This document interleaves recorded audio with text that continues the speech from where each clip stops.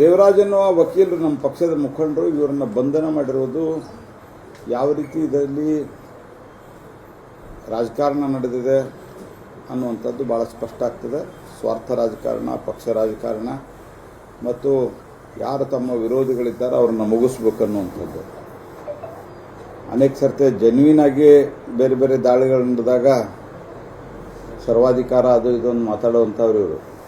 Income tax ಇತ್ಯಾದಿ ದಾಳಿ ಆದಾಗ ಇವತ್ತು ದೇವರಾಜ್ ಅವರು ಡಿ ಕೆ ಶಿವಕುಮಾರ್ ಅವರ ಪಾತ್ರದ ಬಗ್ಗೆ ಸಾಕ್ಷಿಯನ್ನು ಬಿಡುಗಡೆ ಮಾಡೋ ತನಕ ಅವ್ರದ್ದೆಲ್ಲೂ ಹೆಸರಿರಲಿಲ್ಲ. ಅದಾದ ನಂತರ ಹೊಸ ಒಂದು ಸನ್ನಿವೇಶವನ್ನು ಕ್ರಿಯೇಟ್ ಮಾಡಿ ನಿರ್ಮಾಣ ಮಾಡಿ ಅವ್ರನ್ನ ಬಂಧಿಸ್ತಾ ಇದ್ದಾರೆ. ಇದನ್ನು ನಾನು ತೀವ್ರವಾಗಿ ಖಂಡಿಸ್ತೇನೆ ಮತ್ತು ಮುಂಬರುವಂಥ ದಿವಸಗಳಲ್ಲಿ ಇವತ್ತು ನಮ್ಮ ಪಕ್ಷದ ಸಭೆಯೂ ಇದೆ. ಆ ಸಭೆಯಲ್ಲಿಯೂ ಚರ್ಚೆ ಆಗ್ತದೆ. ಆದ ನಂತರ ಮುಂದಿನ ರೂಪುರೇಷೆಗಳ ಬಗ್ಗೆ ನಾವು ತೀರ್ಮಾನ ಮಾಡ್ತೀವಿ. ಒಬ್ಬರ ಮೇಲೆ ಆರೋಪ ಮಾಡಿದವು ಅವರದೇ ಸರ್ಕಾರ ಇದೆ, ಈಗ ಅವ್ರನ್ನ ಅರೆಸ್ಟ್ ಮಾಡ್ತಾರೆ ಅಂದ್ರೆ ಸರ್ ಎಲ್ಲೋ ಒಂದು ಕಡೆ ರಾಜಕೀಯ ಒತ್ತಡ ಅಲ್ಲ, ಒಂದು ಮುಚ್ಚಾಕುವ ಪ್ರಯತ್ನ. ಡಿ ಕೆ ಶಿವಕುಮಾರ್ ಅವರು ಏನು ರೇವಣ್ಣ ಅವರನ್ನು ಸಿಗಿಸಿ ಹಾಕಲಿಕ್ಕೆ ಷಡ್ಯಂತ್ರವನ್ನು ರೂಪಿಸಿ ಆಗಲ್ಲದ ಕಿಡ್ನ್ಯಾಪ್ ಆಗಿದೆ ಇಲ್ಲ ಅನ್ನೋದೇನು ಕ್ವಶನ್ ಮಾರ್ಕ್ ಮೂಡಿದೆ. ಸೊ ಅದರಲ್ಲಿ ಎಲ್ಲಿ ಡಿ ಕೆ ಶಿವಕುಮಾರ್ ಅವರು ಸಿಕ್ಕಾಕತ್ತಾರ ಅನ್ನುವಂಥ ಭಯದಿಂದ ಈ ದೇವರಾಜ್ ಅವರನ್ನು ಅರೆಸ್ಟ್ ಮಾಡಿದ್ದಾರೆ.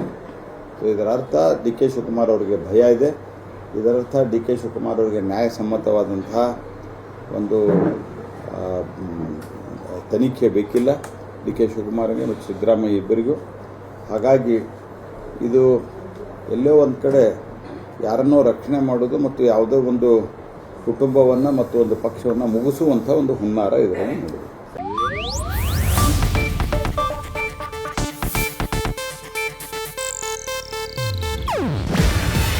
ಇದು ಏಷ್ಯಾನೆಟ್ ನ್ಯೂಸ್ ನೆಟ್ವರ್ಕ್ ಪ್ರಸ್ತುತಿ.